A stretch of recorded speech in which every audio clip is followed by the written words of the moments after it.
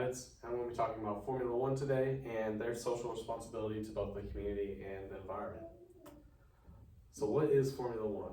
Formula One is the highest pinnacle of motorsport. It is the one that everybody wants to reach. It has 23 races around the world on 5 different continents.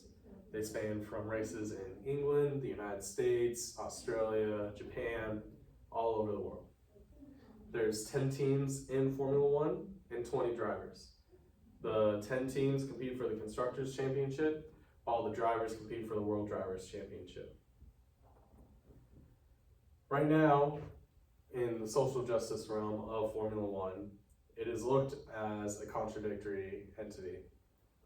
It races in countries with unlimited human rights, and the sport contradicts itself with a re-race as one movement, even though it races in countries with human rights violations.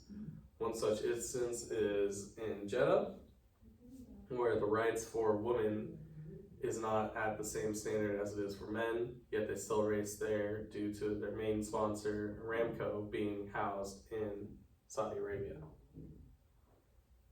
Money talks.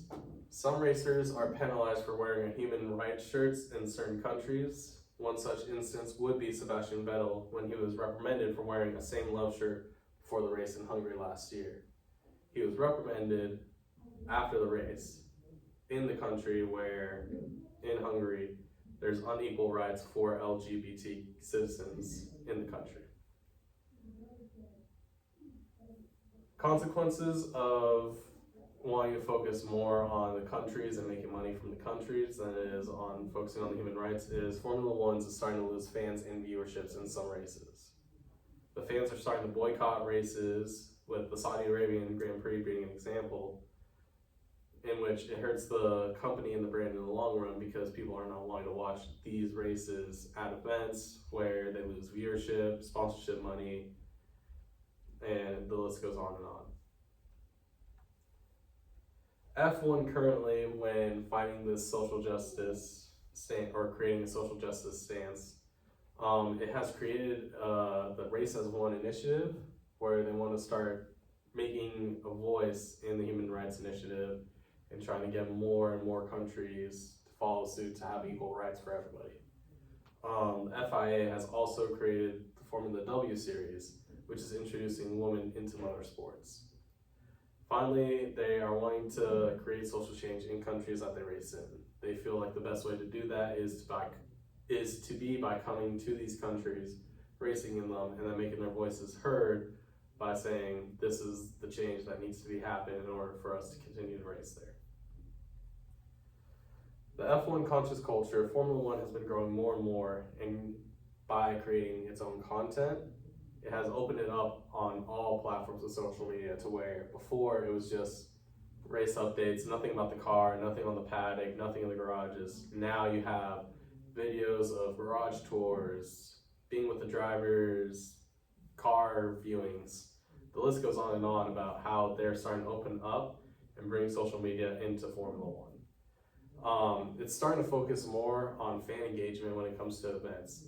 They want to make this a spectacle for fans who are, when they come, it's an event that they look forward to every single year. Not just, I could just watch it on TV.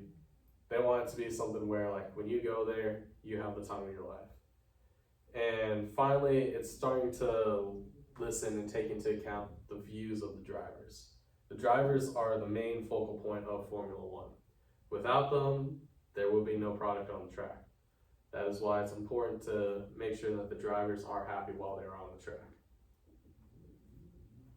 F1 challenges that it faces. Many countries in which human rights are not equal for everyone is the home to many sponsors of F1. As I said earlier, Aramco, who is the main oil sponsor for Formula One, they're based in Saudi Arabia. They have the Jeddah Grand Prix, and everybody, they still race there.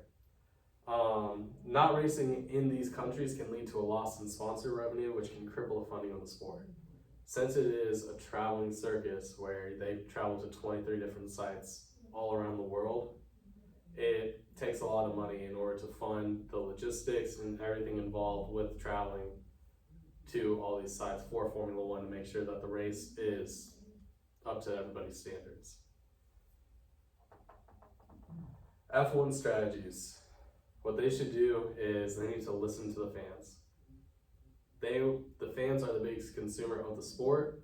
Without the fans, there would be no Formula One. You don't want to have just sponsorship money and they're just racing with nobody watching it, nobody viewing it, nobody going to the event. You want to make sure that the fans are listening or the fans are being heard with what they want. The second thing is you need to listen to the teams. Teams may have biases, like in 2007 at the Indianapolis Grand Prix. Teams were hesitant about racing due to the tire problem with Michelin. The FIA didn't take into consideration the team, and because of that, 7 of the 10 teams dropped out of the race and only 6 cars raced. Because of that debacle, Formula One didn't even come back to the United States because nobody wanted to come to a Formula One race for 6 years, which hurt its growth in the United States for that long run. Finally, you need to listen to the drivers. The drivers need to make sure that their voices are heard and make sure that their views are expressed to where they are able to create change. They should not be penalized for wanting to have their voice be heard and trying to incite a conversation for human rights. F1 strategies to avoid is not taking any action regarding to the issues. So if they just completely avoid all issues in regards to social justice for these countries and decide to race there due to sponsorship money or track money, if they do that, then they are going to hurt in the long run. Secondly, they shouldn't punish drivers for using their platform to bring light to any social injustice. Reprimanding Sebastian Vettel for wearing his same love shirt is something that should not happen for any driver. F1 needs to build a culture. It should want to create an all-inclusive sport and welcome their drivers' actions to promote change. They should be welcoming any chance that they get to promote any social change with their platform whatsoever. They should push countries that they race in to improve human rights for all citizens of the country. And finally, they need to work on the growth of the feeder series for the sport as well, so that way they race in as many races as Formula One. That way, the Formula W series is racing in these countries to grow women's rights and women's activism in these countries where they don't have so many rights. Managing this culture, F1 needs to require host countries that have unjust human rights laws to show their change in laws and legislation in order to host a race in the future. They shouldn't just want to host a race just because of the money. They should make sure that these countries are at least actively pursuing change with their legislation to promote human justice and equal rights. And finally, they need to show support for the drivers and the teams wanting to use their voice to support change. They shouldn't try to censor them whatsoever. Thank you and have a wonderful day.